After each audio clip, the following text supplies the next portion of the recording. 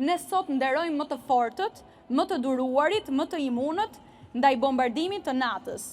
Qytetarë që kanë mbijetuar me dinjitet përballë zhurmës. Çmimi i tretë shkon për një qytetar që ka arritur të flejë pavarësisht fishekzjarreve që shpërthenin në ndritaren e tij çdo natë në orën 12. Ky është një njerëz që në vend të alarmit të zimit ka pasur fishekzjarren e katit të parë. Çmimi i dytë shkon për një zonjë e cila për 10 net rresht i ka përqafuar fëmijët që zgjoheshin nga frika dhe u ka thënë: "Mos keni frikë. Janë vetëm njerëz që s'kanë mësuar ende të festojnë me zemër, por me zhurmë." Çmimi i parë i qetësisë kombëtare shkon për vajzën që ka jetuar 30 net me radhë në mes të fishekzjarreve, pa thyer asnjë dritare, pa u lëritur në balkon dhe pa humbur besimin tek njerëzimi. Duke qenë se unë i përkas një grup moshe le ta quajmë të re, nëse pyet shumicën e tyre do shprehen se janë argëtuese për atë pjesë të studentëve që relativisht duan që të mësojnë.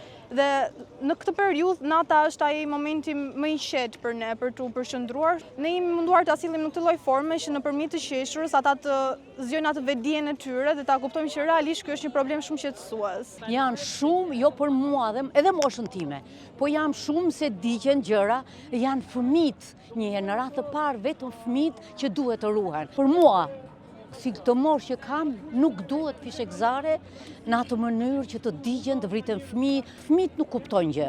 Zhurmën patjetër, tashi fishekzare t'jedhen vetëm për festa, sidomos për vitin e ri. Unë jam kundër këtyre gjërave, me thonë drejtën, vetëm për mbrojtjen e fëmijëve. Nisma që ne kemi marrë vjen së bashku me një peticion online sa i përket përdorimit të fishekzjarreve. Ne po marrim firma nga qytetarët për t'ia drejtuar Këshillit Bashkiak për vendosjen e gjobave dhe masave ndëshkuese sa i përket fishekzjarreve që hidhen në ora të pacaktuara të natës, për t'i ndaluar fishekzjarret nga ora 9 deri në 6 të mëngjesit dhe për të shpallur disa zona të mbrojtura pranë spitaleve, azileve.